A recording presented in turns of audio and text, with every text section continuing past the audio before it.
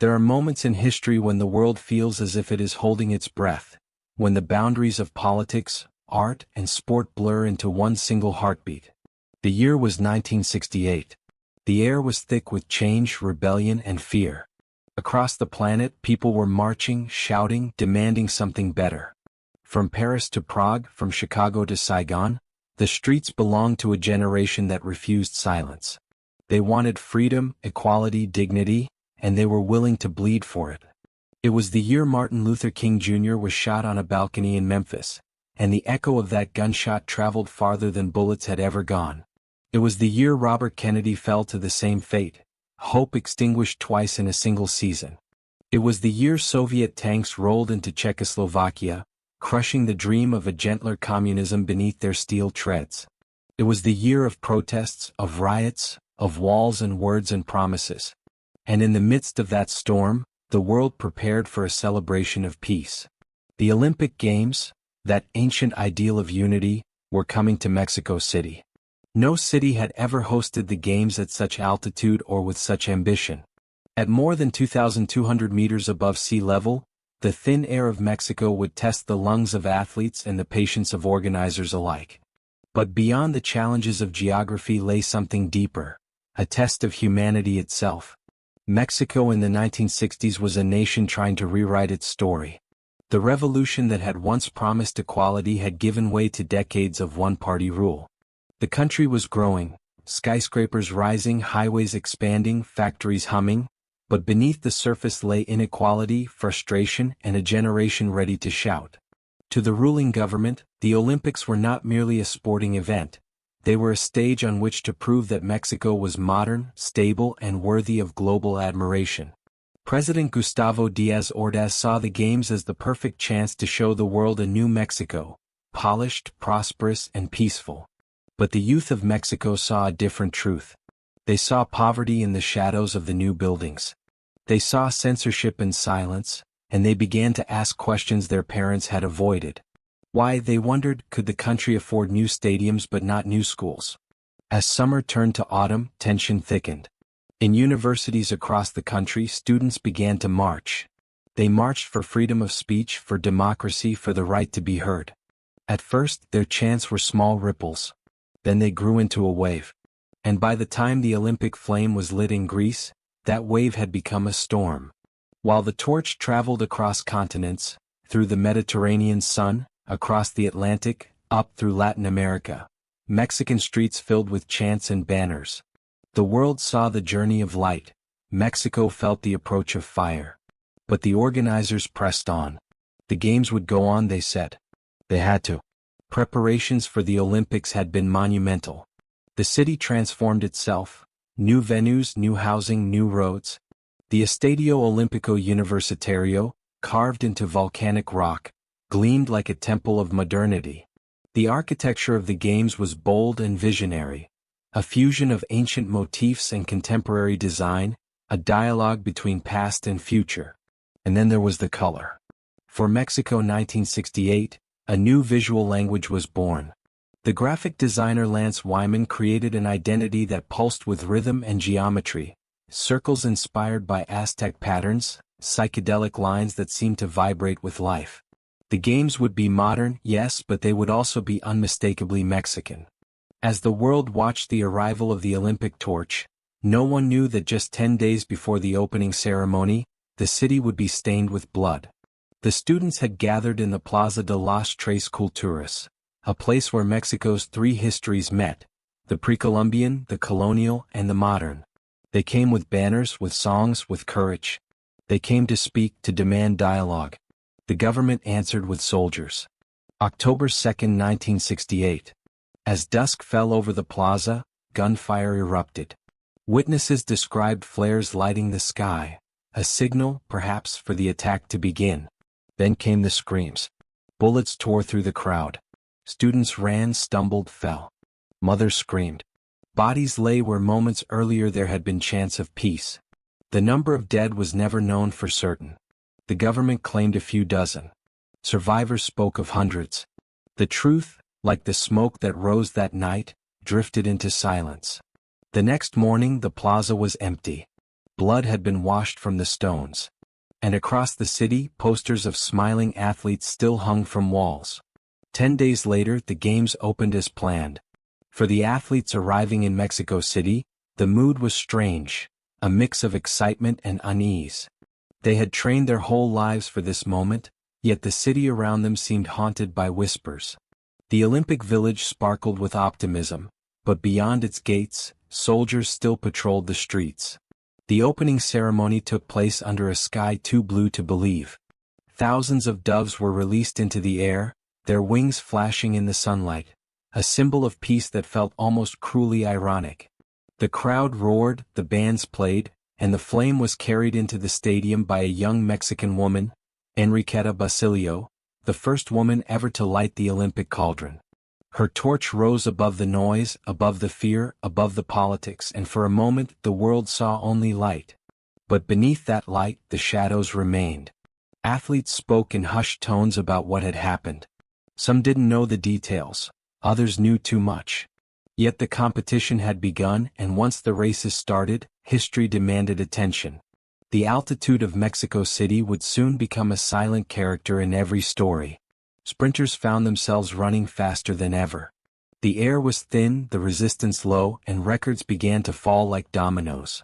On the track, a tall, graceful man from the United States stepped into history. His name was Bob Beamon. He had dreamed of the long jump since childhood, of flight, of freedom. On October 18th, he stood at the edge of the runway, staring into the sandpit. The world had never seen what was about to happen.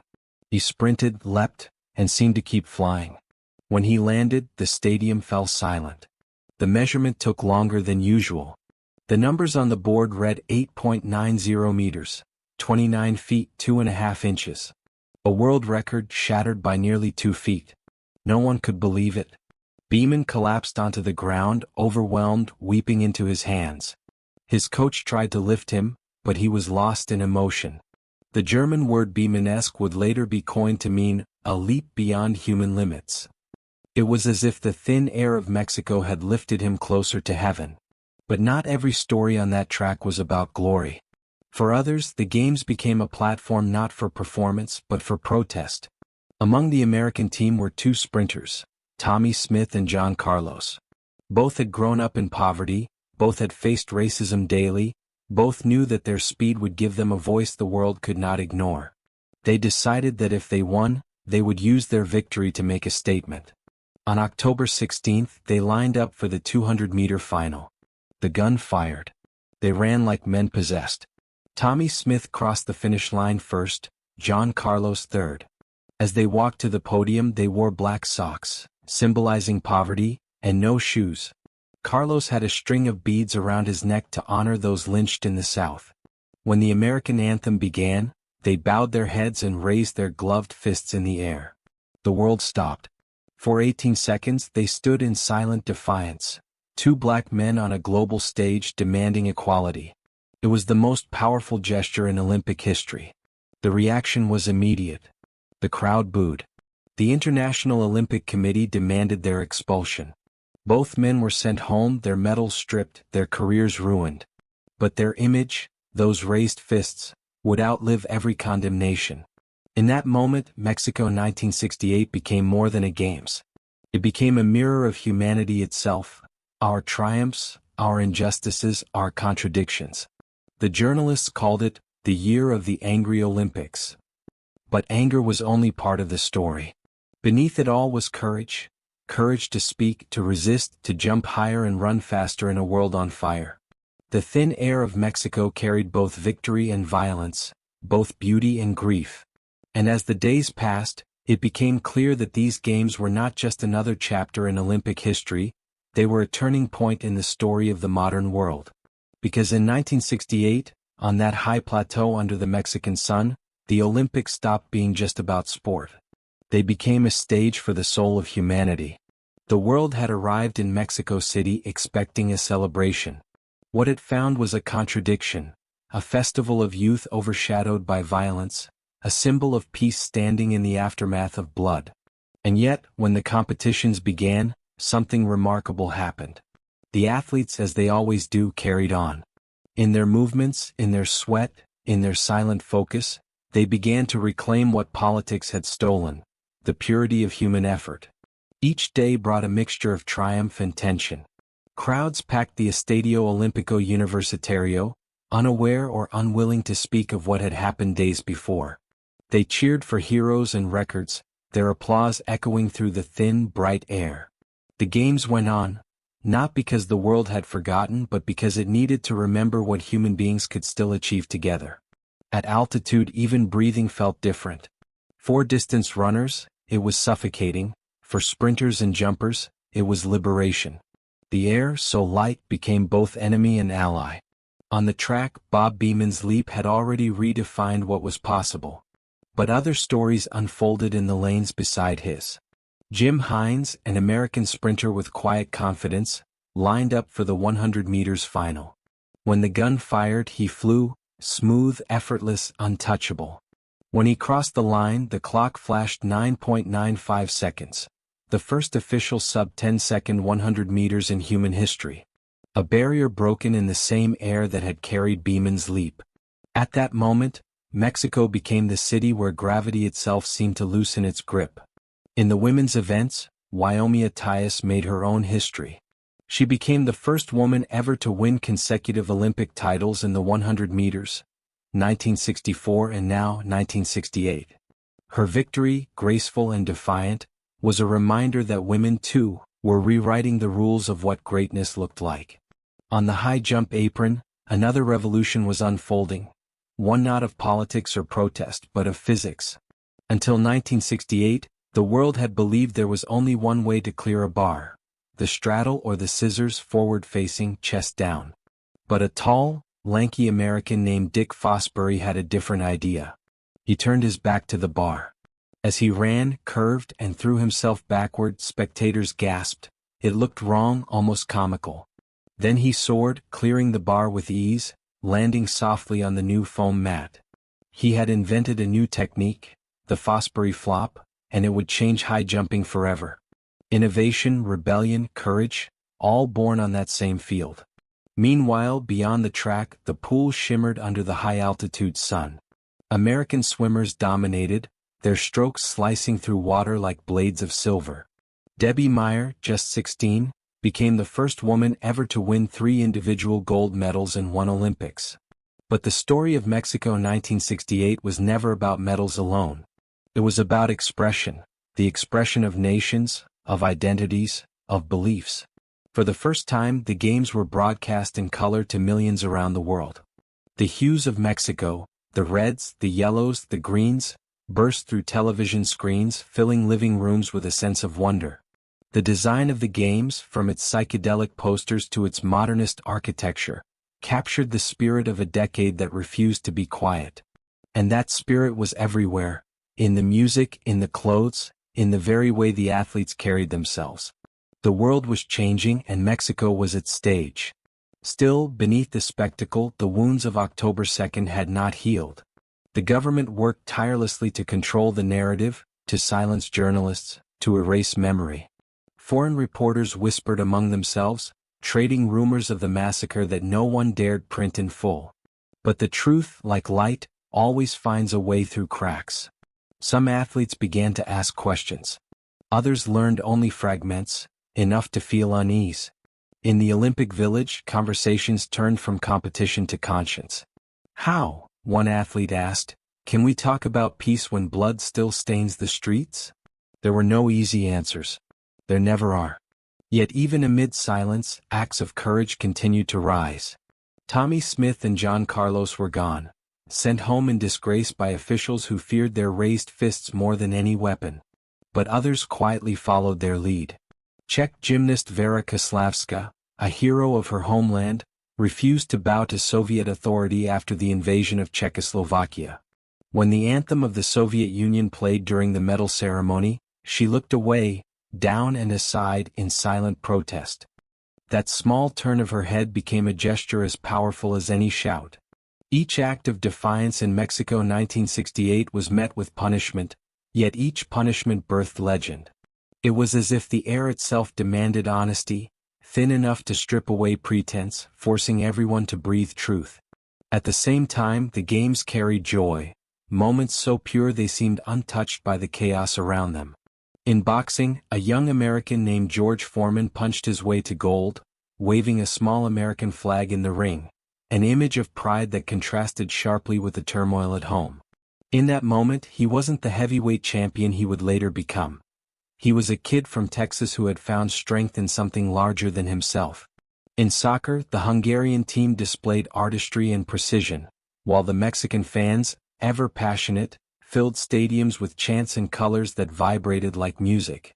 And in the marathon, the legend of human endurance found one of its most beautiful chapters. John Stephen Akhwari of Tanzania started strong, but early in the race he fell, dislocating his knee and injuring his shoulder. Most would have stopped. He didn't. He kept running, limping, staggering but moving.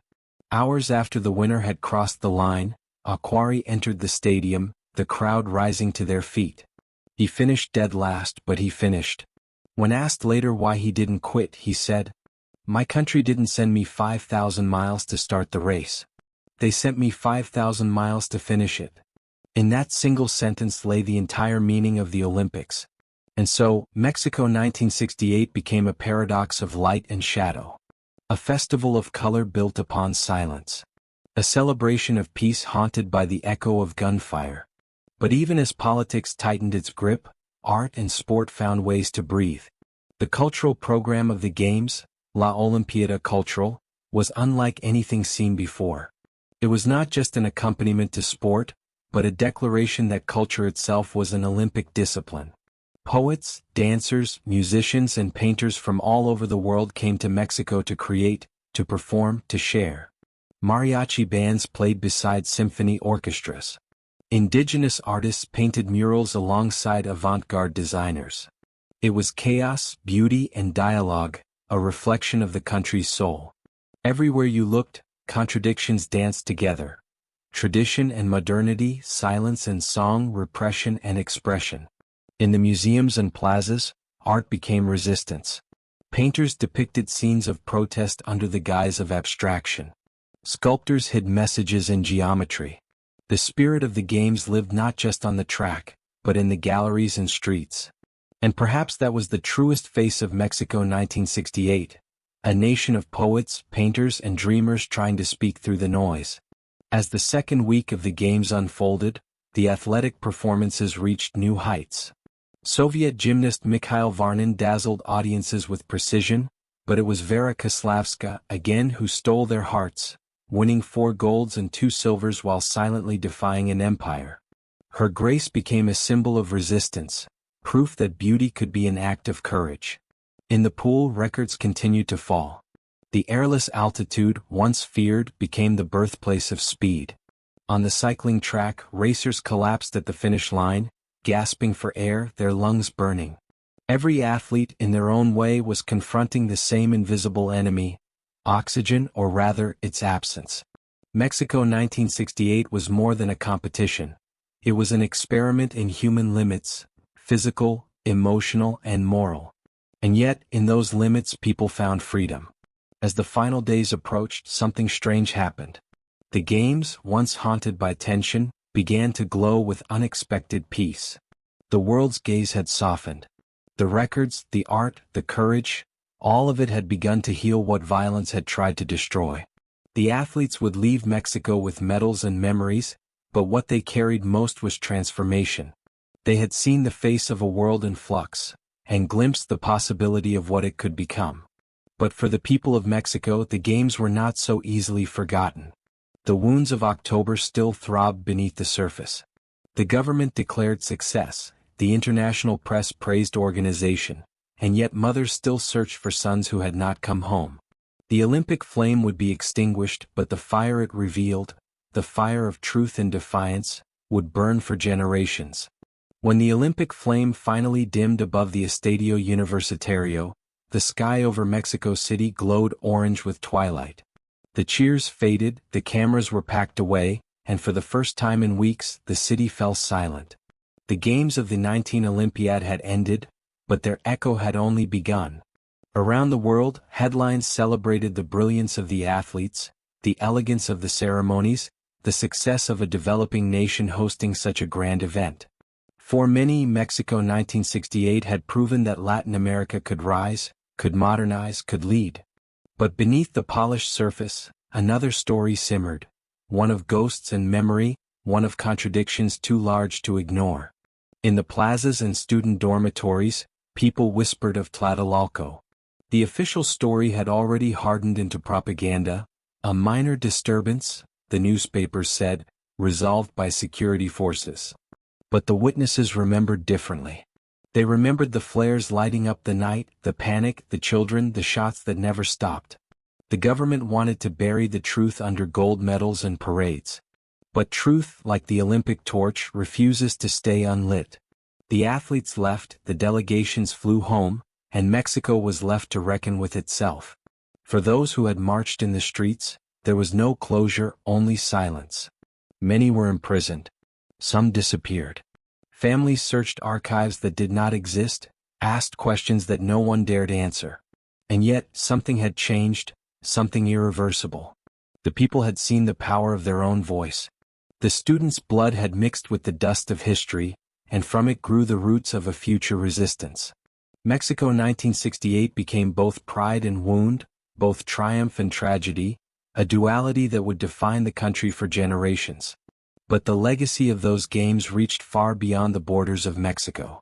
Around the world, the images of Tommie Smith and John Carlos raising their fists rippled through societies hungry for change. That single frame, black gloves, bowed heads, defiant silence, became an icon. It appeared on posters, murals, and album covers. It became part of the language of protest, as powerful as any speech or manifesto. In South Africa, still suffocating under apartheid, young activists drew courage from that gesture. In Australia, indigenous athletes saw it and felt seen for the first time. In Europe and the Americas, it became a symbol that the struggle for dignity had no borders.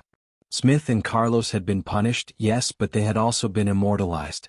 The same institutions that condemned them would one day honor them. But that came much later. In 1968, they paid a price. Death threats, lost careers, public scorn. The cost of courage is rarely cheap. And yet, when asked if they regretted it, Tommie Smith once said, "I would do it again. Because it was right." The Olympics had always claimed to be apolitical, a sanctuary of peace above nations. But after 1968, no one could pretend that sport existed apart from society. The track, the pool, the field, they were reflections of the world that built them. In a sense, Mexico 1968 was the coming of age of the modern Olympics. It was no longer enough to celebrate records. Now people demanded meaning. And meaning was everywhere. Even the design of those games, the hypnotic patterns, the vibrant colors, became part of cultural history. Lance Wyman's visual identity would influence decades of art and design, from album covers to fashion. The Olympic logo of 1968 wasn't just branding. It was a pulse, a visual rhythm that seemed to dance to the beat of the decade itself. In architecture, too, Mexico had made a statement. The Olympic venues were more than stadiums. They were symbols of possibility. The Ruta de la Amistad, the route of friendship, stretched across the city, lined with monumental sculptures from artists around the world. They stood as silent ambassadors of peace, stone and steel forms reaching toward the sky. Over time, some of those sculptures would be forgotten, overgrown, vandalized. But others endured, reminders of a moment when art and sport had spoken the same language. For ordinary Mexicans, the memory of the games was complex. Pride in what had been achieved, and sorrow for what had been lost. Many remembered the music, the colors, the sight of Enriqueta Basilio lighting the cauldron. Others remembered the silence that followed October 2nd. That contradiction became part of the nation's identity. Joy and pain intertwined, inseparable. For the Olympic movement, 1968 was a turning point. The world had seen that the Games could no longer exist in isolation from politics, from humanity, from the storms of the age. In the years that followed, the Olympics would face new challenges, boycotts, terrorism, commercialization. But they would also carry forward the spirit of Mexico 1968, The belief that sport could still mean something. And perhaps in some quiet way, that was Mexico's greatest gift to the world. But let us return to those who made the games unforgettable, the athletes, the dreamers, the believers. Take Bob Beamon for instance. After his impossible leap, he never quite reached those heights again. How could he? He had touched something beyond human measure. That one jump defined him forever, a blessing and a burden. Years later he said he sometimes dreamed of that moment, of floating, of never coming down. Or Dick Fosbury, whose backward leap had revolutionized his sport. Within a few years, nearly every high jumper in the world had adopted his technique. His rebellion had become the new normal, proof that innovation begins where fear ends. And then there was Vera Koslavska, whose quiet protest had cost her everything. When she returned home to Czechoslovakia, she was shunned by her government, denied the chance to coach, forced into obscurity. But her courage outlasted her punishment. Today she is remembered not only as one of the greatest gymnasts of all time, but as a woman who refused to bow to oppression. Every corner of those games hid a story like that, of defiance, of resilience, of transformation. Even George Foreman, waving his flag in the boxing ring, would later reflect that his celebration was misunderstood. He hadn't meant it as politics, it was gratitude. Gratitude for the chance to rise above what life had given him. But in 1968, every gesture was seen through the lens of conflict. Nothing was neutral anymore. And that, perhaps, was the lasting truth of Mexico 1968. It stripped away neutrality. It forced the world to see sport for what it truly is, a mirror. When the athletes left, they carried that mirror home. Some would hold it proudly, others would try to forget. But the reflection would never fade. Meanwhile in Mexico, the story continued to unfold quietly, away from cameras. The same stadiums that had hosted the world became home to local leagues, school tournaments, concerts. The art installations faded under sun and dust. The people returned to their daily struggles. But every October, the ghosts of 1968 stirred again. Survivors gathered in the Plaza de las Tres Culturas, lighting candles, carrying photos, chanting the names of the dead. No se olvida, they said. We do not forget. And across the decades, that chant became a heartbeat, a reminder that progress without justice is hollow. In many ways, Mexico 1968 had opened a door that could never be closed. It connected the worlds of art, politics, and sport in a way no previous Olympics had dared. It showed that athletes could be activists, that design could be defiance, that beauty could coexist with pain. For historians, the games would become a case study, a perfect storm of ambition and unrest. For artists, it became a symbol of possibility. For athletes, it became a reminder that the arena is never separate from the world outside. And for Mexico, it became a paradox, a source of pride and a wound that never quite healed. Yet, through that pain there was something luminous. Because despite everything, despite the blood, the censorship, the fear, the games of 1968 were magnificent. The performances were breathtaking. The spirit was undeniable. The art, the color, the sound, all of it left an imprint that still shapes the soul of the Olympics today. It was as if, in that thin air, humanity had glimpsed both its best and its worst, and understood that both are part of what it means to be alive. As the 1970s began, the echoes of Mexico 1968 could be heard everywhere. In protests, in art, in music. The raised fists became symbols of global solidarity. The phrase "Black Power" entered the vocabulary of resistance. The imagery of the games influenced filmmakers, architects, and poets. And in Mexico itself, a quiet transformation began. The student movements of the following decades drew inspiration from 1968. Civil society grew stronger. The seeds of democracy buried beneath fear began to sprout. History had been cruel, but it had also been catalytic. Sometimes it takes tragedy to reveal truth. And sometimes, in the aftermath of that truth, people find a way to begin again. The flame of Mexico 1968 had burned bright, and though it was extinguished in the stadium, it kept burning in hearts around the world. When the smoke of 1968 began to fade, the world entered a new decade carrying both the scars and the lessons of what had just happened. Mexico had hosted more than an Olympic Games, it had hosted a revelation. The echoes of that revelation spread far and wide. In every corner of the world, the year 1968 had marked a generation. It was the age of questioning, of tearing down the comfortable lies of the old order. Students in Paris had filled the boulevards with barricades and dreams. In Prague, the promise of freedom had been crushed beneath the tracks of Soviet tanks. In Chicago, protesters had faced tear gas outside the Democratic National Convention.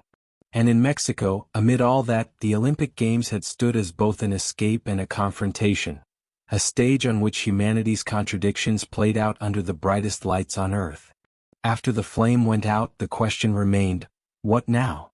The answer came slowly, through art, through memory, through the relentless march of time. In the years that followed, Mexico 1968 became more than an event. It became an aesthetic, a philosophy, a symbol. Designers studied the games for their boldness. Lance Wyman's visual identity, the hypnotic circles, the parallel lines vibrating like sound waves, was unlike anything seen before.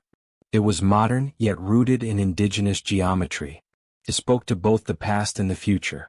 Those designs began appearing everywhere, on book covers, posters, and architecture. They became a visual shorthand for the optimism and energy of the late 1960s. Even decades later, artists would return to those forms, not to mimic them but to channel their rhythm, their sense of movement and change. In film and music, too, the influence spread. The soundtrack of the games, a fusion of mariachi, jazz, and symphonic arrangements, found echoes in the soundtracks of a changing world. Latin America was finding its voice, and Mexico 1968 had given it a microphone. Young musicians began to mix traditional sounds with rock, jazz, and soul. Painters merged indigenous motifs with modern abstraction. Architects experimented with brutalism softened by color and symbolism. The Olympic spirit had unleashed something creative, something wild, something impossible to silence. Even the darker parts of the story, the repression, the fear, became sources of art. Writers and filmmakers began to tell the truth that newspapers would not. The massacre at Tlatelolco became a forbidden subject, yet it lived on in poems, novels, songs whispered in secret. Art became testimony. And so, the games that had begun as a display of government control ended as a catalyst for freedom of expression. That was the first paradox of their legacy. The second paradox lay in the world of sport itself. Before Mexico 1968, the Olympics had often been seen as a realm apart, a place of noble competition untouched by politics. After Mexico, that illusion was gone forever. Tommie Smith and John Carlos had changed the meaning of athletic victory. They had shown that a medal could be more than medal, it could be a message. Their courage gave birth to a new generation of athlete activists, people who understood that fame could be used to fight injustice. In the decades that followed, that spirit would reappear again and again, in Muhammad Ali's defiance, in Colin Kaepernick's kneel, in the voices of countless others who used their platforms to speak truth. And it all traced back, in part, to that podium in Mexico City, two men, heads bowed, fists raised. For the International Olympic Committee, the lesson was uncomfortable. The Games could no longer pretend to be apolitical. Every decision, from the host city to the anthem played, carried meaning. And that realization changed everything. By the 1970s, the Olympics began to evolve. They became more global, more diverse, more self-aware. New nations entered, newly decolonized countries marched under their own flags, and women gained greater representation. The world that emerged after 1968 was one more conscious of its own contradictions, and more determined to confront them. Within Mexico, the legacy of the Games was both luminous and painful. For decades, the official narrative celebrated 1968 as proof of national greatness, the year Mexico joined the modern world. Schoolbooks showed smiling athletes and the shining stadiums. Few mentioned the students who had died 10 days before the opening ceremony. But history has a way of returning. By the 1980s and 1990s, the truth of Tlatelolco could no longer be denied. Survivors began to speak publicly. Journalists uncovered documents long buried. Slowly the silence broke. The same generation that had been beaten in the streets rose again. this time as teachers, writers, and politicians.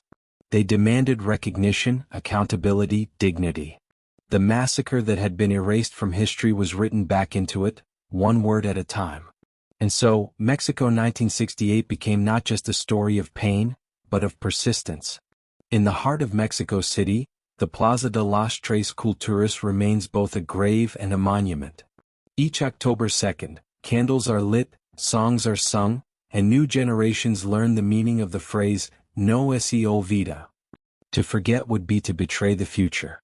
And in that ritual of remembrance lies the true spirit of the games.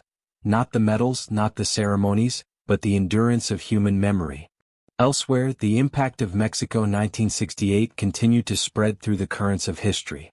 In Africa, nations newly freed from colonial rule found inspiration in the defiance of Smith and Carlos.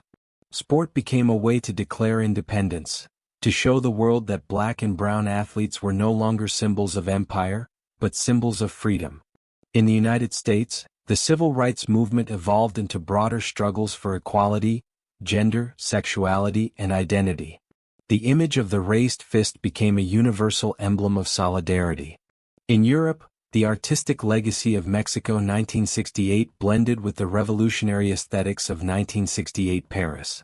Protest posters took on psychedelic colors and geometric forms, carrying the DNA of Wyman's Olympic graphics into political art. Even the Olympic movement itself began to change. The Games became more inclusive, more open to voices from the global South. By 1976, Montreal carried the echoes of Mexico's visual vibrancy. By 1984, Los Angeles borrowed its sense of spectacle.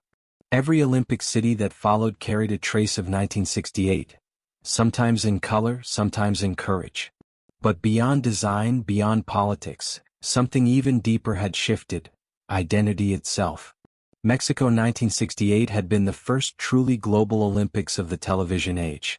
For the first time, people could see not just athletes but emotions, the faces of triumph and despair, the moments between moments.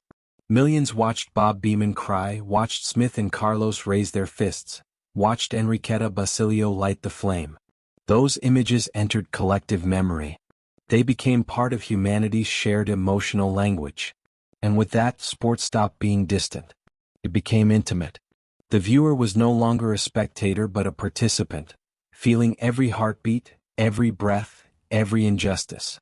The Olympics had become not just a competition but a conversation. The 1968 Games also revolutionized how stories were told. Television crews experimented with new camera angles, slow-motion replays, and close-ups. Filmmakers discovered the power of the pause, the shot of an athlete's trembling hand before a race, the glance of fear before a dive. Documentaries that followed, like the Olympic films of Mexico '68, became art in themselves, blending cinema with sport. They captured not only action but atmosphere, the sweat, the music, the tension, the silence. That language of visual storytelling would shape how we experience the Olympics to this day. From that point onward, the Games were not just watched, they were felt. And perhaps that is the truest legacy of Mexico 1968. It forced the Olympics, and the world, to look in the mirror.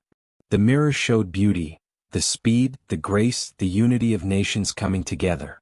But it also showed pain, the repression, the inequality, the violence hidden behind flags and anthems. And in seeing both, humanity took a step toward maturity. The Games could no longer claim innocence. But in losing that innocence they gained something greater: authenticity. Because real peace, like real sport, cannot exist without truth. Decades later, the flame of Mexico 1968 still burns. It burns in the architecture that dots the city, the sculptures of the Route of Friendship, the murals that still pulse with color. It burns in the annual commemorations at Tlatelolco, where survivors and students gather under banners that read, "We will not forget." It burns in every athlete who dares to speak, in every artist who dares to tell the truth, in every person who believes that beauty and justice can coexist. It burns because it must. For the story of Mexico 1968 is not just the story of a country or a Games. It is the story of humanity's eternal struggle between power and conscience, between silence and speech, between forgetting and remembering. The thin air of Mexico City held more than oxygen. It held revelation. And those who breathed it in would never be the same again. There are moments that do not fade.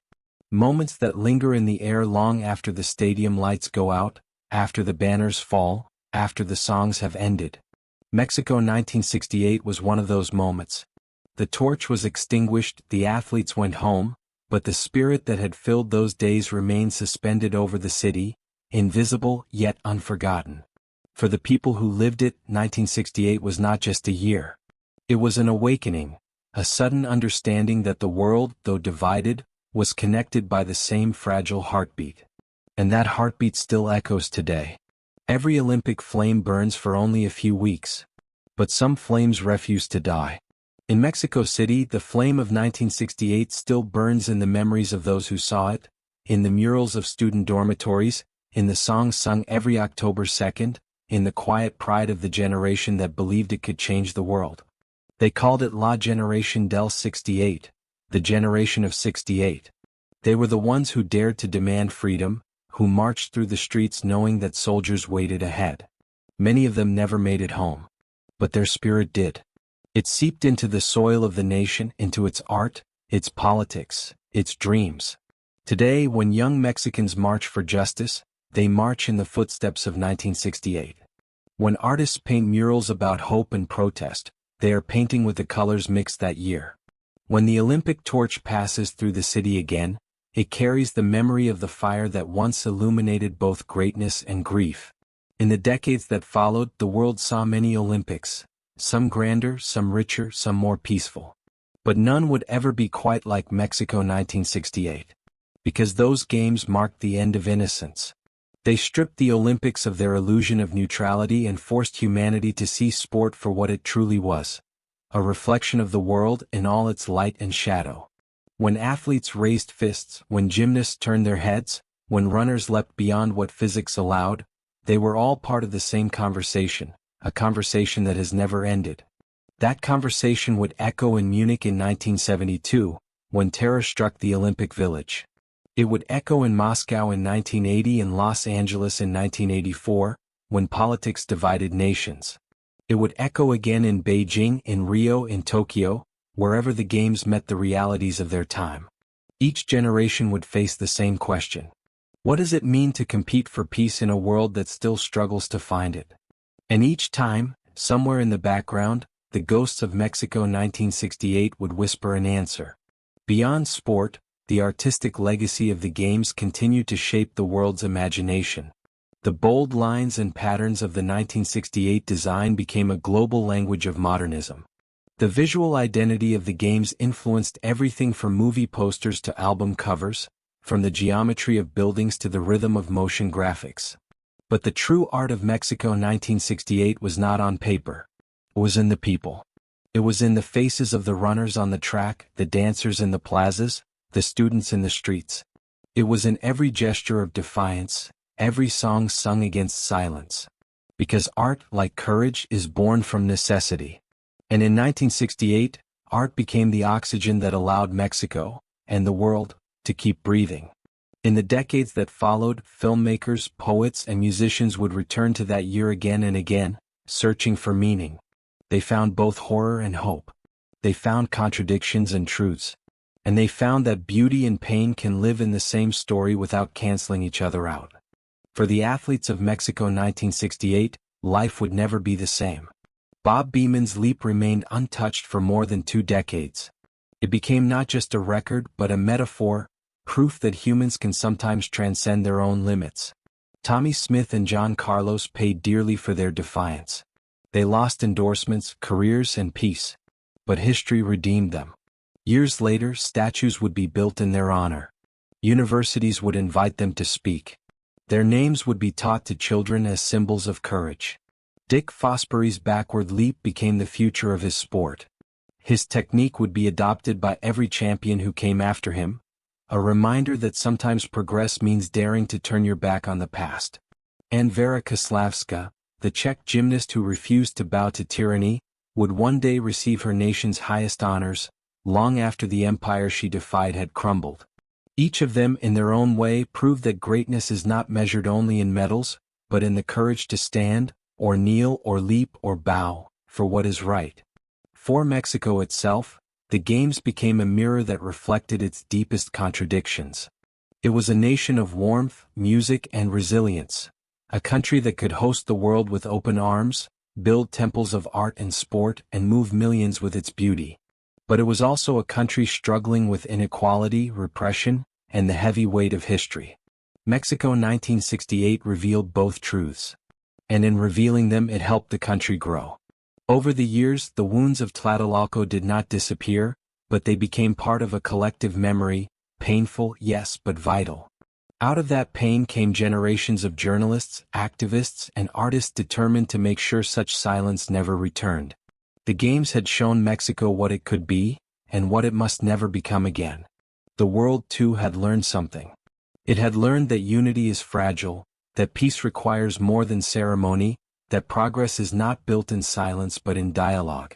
It had learned that sport could be a voice for the voiceless, that a raised fist, a turned head, a finished race could shake empires. And perhaps most importantly, it had learned that the Olympic ideal, the dream of nations coming together not to fight but to compete, was not naive. It was necessary.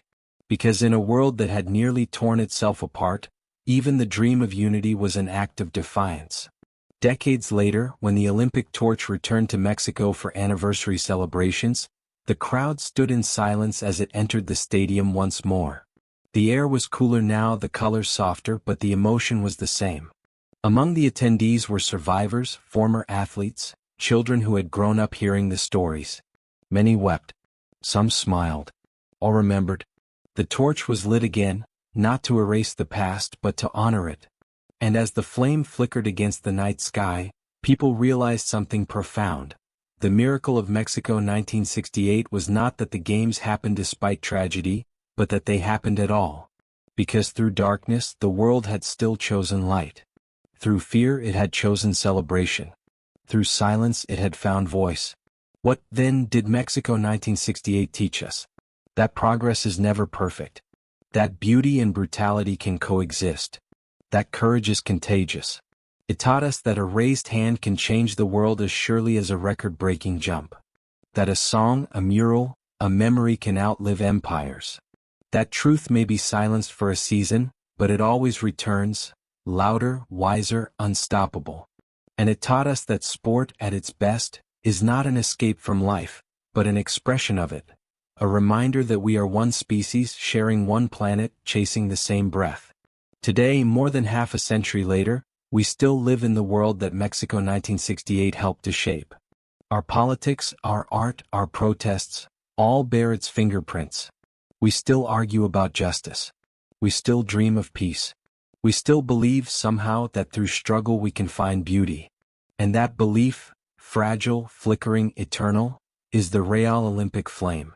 It burns not in torches or stadiums but in people. In every voice that refuses to be silenced. In every act of kindness amid chaos. In every generation that looks back and decides to do better. Mexico 1968 reminds us that even in a broken world, there is always something worth building, something worth saving, something worth remembering. Because history is not just what happened. It is what we choose to carry forward. The stadium is empty now. The echo of cheers has long faded. The murals have aged, the posters have yellowed, the heroes have grown old. But if you walk through the streets of Mexico City on a quiet evening, you can still feel it. A pulse beneath the noise, a whisper beneath the wind. The same pulse that beat in the hearts of those who marched for freedom. The same whisper that carried through the crowd as the anthem played. The same fire that danced in the thin mountain air when Enriqueta Basilio raised her torch to the sky. That is the legacy of Mexico 1968.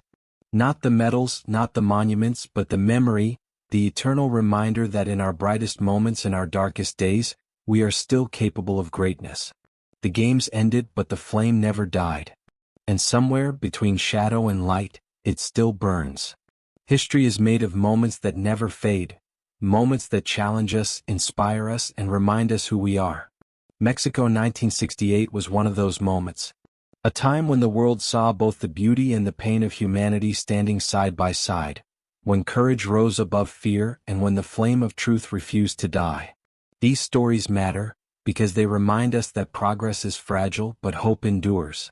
If this story moved you, join us again tomorrow for another journey through Olympic history. New voices, new victories, new lessons that shaped our world. Subscribe, share, and keep the flame alive, because the spirit of the Olympics never ends. It lives in every story we tell, and in every dream that refuses to be forgotten.